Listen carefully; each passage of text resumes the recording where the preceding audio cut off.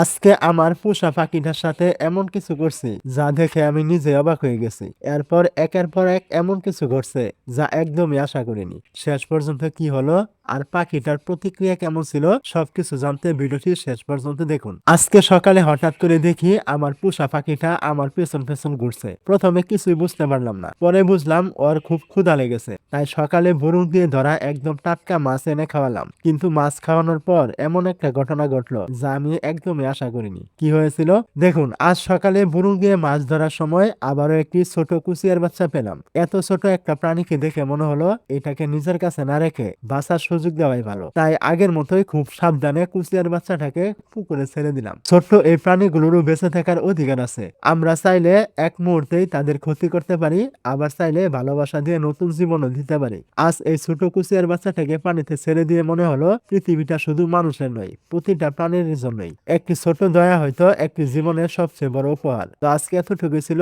দেখা হবে আবার নতুন কোনো ভিডিওতে। ততক্ষণ সবাই ভালো থাকবেন। খুদা হাফেজ।